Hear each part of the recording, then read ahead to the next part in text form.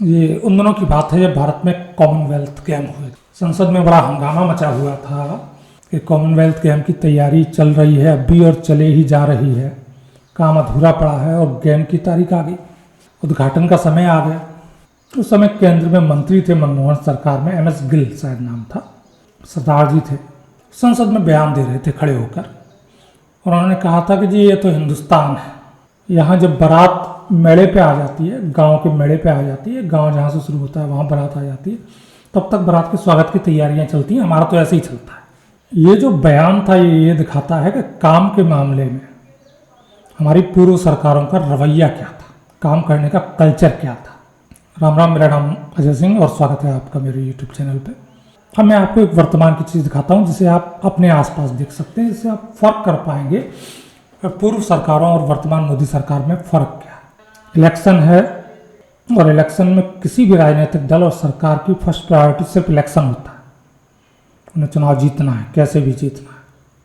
वर्तमान सरकार का भी होगा, इसमें कोई बुराई नहीं, लेकिन इसमें भी एक आदेश सभी राज्य सरकारों के पास पहुंचा है। दरअसल मौसम विभाग की एक चेतावनी है और वो ये है कि इस साल तेज लू या हीट स्ट्रोक का खतरा बहुत ज़्यादा है। तापमान 50 डिग्री पार कर सकता है और ये लोगों के लिए जानलेवा भी साबित हो सकता है। अब किसके लिए जानलेवा साबित होगा? AC कार वालों के लिए तो नहीं होगा, जो गरीब तबका है उसके लिए, सामान्य जो निम्न मध्यम वर्गीय है उसके लिए। और ऐसा भी नहीं है कि जो हीट स्ट्रोक होगा वो ठाकुर साहब को देख के पीछे रह जाएगा, यादव जी को बख्श देगा, मुसलमान की 5 वक्त का नमाजी है तो नहीं साहब उसे हीट स्ट्रोक नहीं होगा, ठीक है। या 23% दलितों को छूट मिलेगी हीट स्ट्रोक से, 27% OBC को मिलेगी। पंडित जी को तो बस आशीर्वाद लेने चरण छूने आएगा और लौट जाएगा। जो भी गरीब है, जिस जाति का है, जो सामान्य लोग हैं, काम धंधे वाले लोग हैं, उनके लिए खतरा है। और आप इस समय, कम से कम मैं अपने उत्तर प्रदेश की बात तो खम ठोंक के कह सकता हूँ, बाकी BJP सरकार जहाँ भी है वहाँ भी ये काम जारी है। केंद्र सरकार के आदेश पर जितने सरकारी अस्पताल हैं तहसील स्तर के, उन सभी में इसके लिए पहले से तैयारी की जा रही है। अलग वार्ड बनाए जा रहे हैं, दवाइयाँ स्टॉक में हैं, विशेष व्यवस्थाओं की जो भी अन्य आवश्यकता है वो पूरी की जा रही है। यानी कि हीट स्ट्रोक से जो लोग अस्पताल पहुँचेंगे पीड़ित होकर के, उनके लिए लगभग सरकार की तैयारी अप्रैल महीने के अंत तक पूरी होगी सभी सरकारी अस्पतालों में।